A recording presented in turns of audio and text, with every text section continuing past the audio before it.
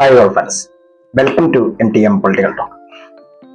നമ്മൾ സ്വർണത്തിന്റെ വിലയാണല്ലോ ദിവസവും ശ്രദ്ധിക്കുന്നത്. സ്വർണത്തിന്റെ വില കൂടുന്നത് നമ്മൾ വാങ്ങിയാലും ഇല്ലെങ്കിലും അത് നമ്മുടെ ഒരു ദിനചര്യയുടെ ഒരു ഭാഗമാണ്. ന്യൂസ് കാണുമ്പോഴും പത്രം വായിക്കുമ്പോഴും ഓരോരോ മണിക്കൂറിൽ കാണുന്ന ന്യൂസുകളിലും ഒക്കെ സ്വർണ്ണവില പറയുമ്പോൾ നമ്മളത് ശ്രദ്ധിക്കാറുണ്ട്. മറ്റുള്ള വാർത്തകളെ പോലെ തന്നെ അത് നമ്മൾ വാങ്ങുന്നോ ഇല്ലയോ എന്നുള്ളതല്ല, അത് നമ്മുടെ ഒരു പ്രധാന ഘടകമായി മാറിയിരിക്കുകയാണ് ജീവിതം. പക്ഷേ ഇപ്പോൾ സ്വർണത്തെക്കാൾ ഉപരി ഇന്ന് ലോകത്ത് ഡിമാൻഡ് വർദ്ധിച്ചിരിക്കുകയാണ് സിൽവറിന്, വെള്ളിക്ക്. വെള്ളി ലോകത്ത് വളരെ ഡിമാൻഡ് കൂടിയ ഒരു ലോഹമായി മാറിയിരിക്കുകയാണ്. വില വർധനവും മാത്രമല്ല, ലഭ്യതക്കുറവും മൂലം വെള്ളി വളരെ വിലപ്പെട്ട ഒരു ലോഹമായി മാറിയിരിക്കുകയാണ്.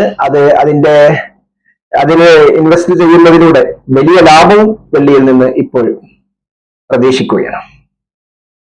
ലോകത്ത് ഏറ്റവും കൂടുതൽ വെള്ളി ഉൽപ്പാദിപ്പിക്കുന്ന രാജ്യങ്ങളിൽ ഒന്നാം സ്ഥാനത്ത് മെക്സിക്കോയാണ്. ആഗോള വെള്ളി ഉൽപാദനത്തിന്റെ 24% മെക്സിക്കോയിൽ നിന്നാണ്. ഇത് അവർ നൂറ്റാണ്ടുകളായി തുടർന്നു വരുന്ന ഒരു ഒന്നാം സ്ഥാനമാണ്. അതില് ആർക്കും ഇതുവരെ കടന്നു കയറാൻ സാധിച്ചിട്ടില്ല. രണ്ടാം സ്ഥാനം നമ്മുടെ അയൽരാജ്യമായ ചൈനയാണ്. 3 പെറു, 4 ചിലി, 5 ബൊളീവിയ. ഇതാണ് 1 മുതൽ 5 വരെയുള്ള വെള്ളിയുടെ ഉൽപാദനം രാജ്യങ്ങൾ. മെക്സിക്കോ തന്നെയാണ് ഒന്നാം സ്ഥാനത്ത് തുടരുന്നത്. നൂറ്റാണ്ടുകളായി അവർ തന്നെയാണ് ഒന്നാം സ്ഥാനത്ത് തുടരുന്നത് എന്നാണ് ഇതിൽ നിന്നൊക്കെ മനസ്സിലാക്കാറുള്ളത്. ലോകത്ത് ഉൽപ്പാദിപ്പിക്കുന്ന വെള്ളിയുടെ ഭൂരിഭാഗവും ഏകദേശം 70 മുതൽ 80% സ്വർണം, ചെമ്പ്, സിങ്ക് തുടങ്ങിയ ലോഹങ്ങൾ ഖനനം ചെയ്യുമ്പോൾ ലഭിക്കുന്ന ഉപ ഉൽപ്പന്നമാണ് വെള്ളി. മറ്റുള്ള ലോഹങ്ങൾ ഖനനം ചെയ്യുമ്പോൾ അതോടൊപ്പം അരിച്ചെടുക്കുമ്പോൾ ചെയ്ത് വരുമ്പോൾ അതിൽ നിന്ന് വേർതിരിച്ചെടുക്കുന്ന ഉൽപ്പന്നമായിട്ടും വെള്ളി ഉണ്ട്. അത് സ്വന്തമായിട്ട് വെള്ളിയെ മാത്രം ലക്ഷ്യം വെച്ചിട്ടുള്ള ഒരു ഖനനമല്ല എന്നതിനർത്ഥം. നമ്മുടെ ഇന്ത്യയിലും വെള്ളിയുണ്ട്. ഏറ്റവും കൂടുതൽ ഉൽപ്പാദിപ്പിക്കുന്നത് രാജസ്ഥാനിലാണ്. രാജസ്ഥാനിൽ നമ്മുടെ ഇന്ത്യയിൽ രാജസ്ഥാനിൽ വെള്ളി ഖനനം ചെയ്യുന്നുണ്ട്.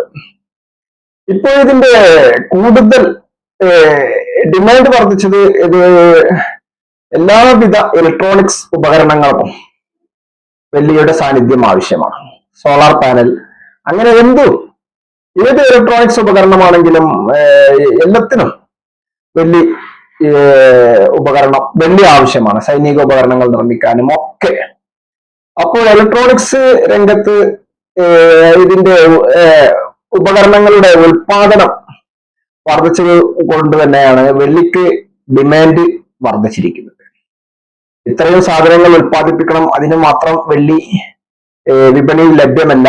പിന്നെ അത് സെൻട്രൽ ബാങ്കുകളും മറ്റും വ്യക്തികളും ഒക്കെ ഇപ്പോൾ വാങ്ങിക്കൂട്ടി സംഭരിക്കുന്ന ഒരവസ്ഥയുമുണ്ട്. ഇതുകൊണ്ട് തന്നെ വെള്ളിക്ക് വളരെ ഡിമാൻഡാണ് ഇന്ന് ഇപ്പോൾ മാർക്കറ്റുകളിൽ. 2021 ജനുവരി മുതൽ ഡിസംബർ വരെ 102% മുതൽ 158% വരെ വർധനവാണ് ഇതിന്റെ വിലയിൽ ഉണ്ടായിരിക്കുന്നത്. ഈ ഒരു വർഷത്തെ കണക്ക് മാത്രം നോക്കിക്കഴിഞ്ഞാൽ 102% മുതൽ 158% വരെ വില വർധനവ് ഉണ്ടായിരിക്കുകയാണ്. അപ്പോൾ നമ്മളൊരു കിലോ വെള്ളി വാങ്ങി വെച്ച് കഴിഞ്ഞാൽ ഇത്രയും വില വർധനവ് നമുക്ക് ലഭിക്കുന്നതായിരിക്കും. സുരക്ഷിത നിക്ഷേപം എന്ന നിലയിലാണ് വെള്ളിയിലേക്ക് നിക്ഷേപകർ തിരിഞ്ഞു തുടങ്ങിയത്. അത് നമ്മളെ സ്വർണത്തിന്റെ അതേ ഡിമാൻഡ് തന്നെ ഇപ്പോൾ വെള്ളിക്കും അതിനേക്കാൾ കൂടുതൽ ഡിമാൻഡ് ലഭിച്ചിരിക്കുകയാണ്. സ്വർണത്തിന് അത്ര വർധനവ് ഉണ്ടായിട്ടില്ല. സ്വർണത്തിന് 74% വർദ്ധിച്ചാൽ വെള്ളി 100% മുകളിലാണ് വർധനവ്. ഇത് 2025 മാത്രം കണക്കാണ്. സ്വർണം മികച്ച ലാഭം നൽകിയ ഒന്നായി 2025 74% സ്വർണം വർദ്ധിച്ചതെങ്കിൽ വെള്ളി 100% മുകളിലാണ്.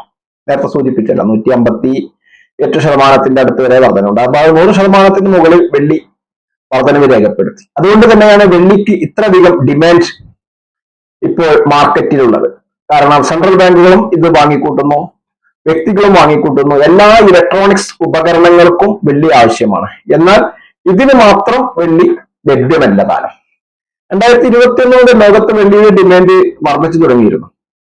ഏകദേശം 95 മില്യൺ മുതൽ 117 മില്യൺ ഔൺസ് വരെ വെള്ളിയുടെ കുറവാണ് ഈ വർഷം മാത്രം വിപണിയിൽ പ്രതീക്ഷിക്കുന്നത്. അതുകൊണ്ട് തന്നെയാണ് ഈ വില വർധനവിന്റെ ഒരു പ്രധാന ഘടകം എന്ന് തന്നെ. കാരണം ആവശ്യത്തിന് സാധനം ലഭിക്കുന്നില്ല എന്നതുകൊണ്ട് തന്നെയാണ് വില വർദ്ധിക്കുന്നത് എന്നതാണ് യാഥാർത്ഥ്യം.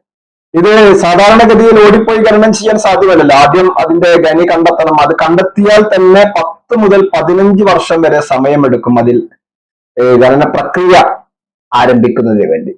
എന്നിട്ട് കൂടുതൽ ഇപ്പോൾ അതാണെങ്കിൽ വെള്ളിയുടെ ലഭ്യത കുറവാണ്. കൂടുതൽ മണ്ണ് കുഴിച്ചെടുത്തു കഴിഞ്ഞാൽ അതിൽ നിന്ന് കുറച്ച് വെള്ളിയാണ് ഇപ്പോൾ ലഭ്യത. നാടൻ ഭാഷയിൽ പറഞ്ഞു കഴിഞ്ഞാൽ കൂടുതൽ മണ്ണ് കുഴിച്ചെടുത്താൽ കുറച്ച് വെള്ളിയാണ് അതിൽ നിന്ന് ലഭിക്കുന്നത്. ഇത് തന്നെയാണ് ഈ ഡിമാൻഡ് വർദ്ധിക്കുന്നത്.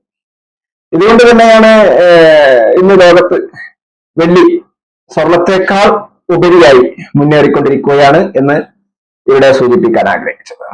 ഇപ്പോൾ നമ്മൾ സാധാരണ നമ്മുടെ വീടുകളിലൊക്കെ പാദസരം ആണ് കൂടുതലായും വെള്ളിയുടെ ഉപയോഗിക്കുന്നത്, കുട്ടികളും മുതിർന്നവരും ഒക്കെ. മറിച്ച് കൂടുതൽ വീടുകളിലൊക്കെ സാധാരണയായി ഉപയോഗിച്ചു വരുന്ന ഒരു സാധനമാണ് വെള്ളിപ്പാദസരം. അപ്പോൾ വെള്ളിപ്പാദസരത്തിനും നമ്മളെ സംബന്ധിച്ചിടത്തോളം അതിന്റെ വാങ്ങൽ വില വർദ്ധിക്കും എന്നതിൽ തർക്കമില്ല. അത് ഇപ്പോൾ തന്നെ വർദ്ധിച്ചിട്ടുണ്ട്, ഇനിയും അത് കൂടിക്കൊണ്ടിരിക്കും. കാരണം വെള്ളിയുടെ ലഭ്യതക്കുറവ് തന്നെയാണ് ഇതിന്റെ പ്രധാന ഘടകമായി മാർക്കറ്റുകളിൽ നിന്ന് നമുക്ക് ലഭിക്കുന്ന സൂചനകൾ. അപ്പോൾ ഏതായാലും വെള്ളിയും ഒരു സുരക്ഷിത നിക്ഷേപമായി സെൻട്രൽ ബാങ്കുകളും വ്യക്തികളും സ്ഥാപനങ്ങളും ഒക്കെ വാങ്ങിക്കൂട്ടുന്നത് കൊണ്ടും എല്ലാ ഇലക്ട്രോണിക് സാധനങ്ങളുടെ നിർമ്മാണത്തിനും വെള്ളിയുടെ സാന്നിധ്യം ആവശ്യമുള്ളത് കൊണ്ടും തന്നെയാണ് ഈ വെള്ളലോഹവും ഡിമാൻഡ് വർദ്ധിച്ചുകൊണ്ട് വിപണി കീഴടക്കിക്കൊണ്ടിരിക്കുന്നത്. ഇത് നല്ല വാങ്ങി വെച്ചു കഴിഞ്ഞാൽ എന്തായാലും 100% മുകളിൽ ലാഭം പ്രതീക്ഷിക്കാം എന്ന് തന്നെയാണ് വിപണി വിദഗ്ധരൊക്കെ അഭിപ്രായപ്പെടുന്നത്. നമ്മൾ മഞ്ഞലോഹത്തെ കുറിച്ച് ഒരുപാട് വീഡിയോകളിലും കാര്യങ്ങളിലും ഒക്കെ ചർച്ച ചെയ്തു, അതിന്റെ വില വർധനവിനെ കുറിച്ചും ഒക്കെ. എന്നാൽ ഈ വെള്ളലോഹത്തിന്റെ വില വർധനവിനെ കുറിച്ചും ഇതിൽ നിന്നുണ്ടാകുന്ന ലാഭത്തെ കുറിച്ചും കൂടി ഒന്ന് സൂചിപ്പിച്ചതു എന്ന് മാത്രം. തീർച്ചയായും ഈ വീഡിയോ മുഴുവനായും വീക്ഷിച്ച താങ്കൾക്ക് നന്ദി. താങ്കൾ ഈ ചാനൽ ഇതുവരെ സബ്സ്ക്രൈബ് ചെയ്തില്ലെങ്കിൽ സബ്സ്ക്രൈബ് ചെയ്യുവാനും അഭിപ്രായ നിർദ്ദേശങ്ങൾ അതെന്താണെങ്കിലും കമന്റ് ബോക്സിൽ രേഖപ്പെടുത്താനും ലൈക്ക് ചെയ്യാനും ഉറപ്പിക്കാനും. അടുത്തൊരു വീഡിയോയുമായി വീണ്ടും കണ്ടുമുട്ടാം. നന്ദി, നമസ്കാരം.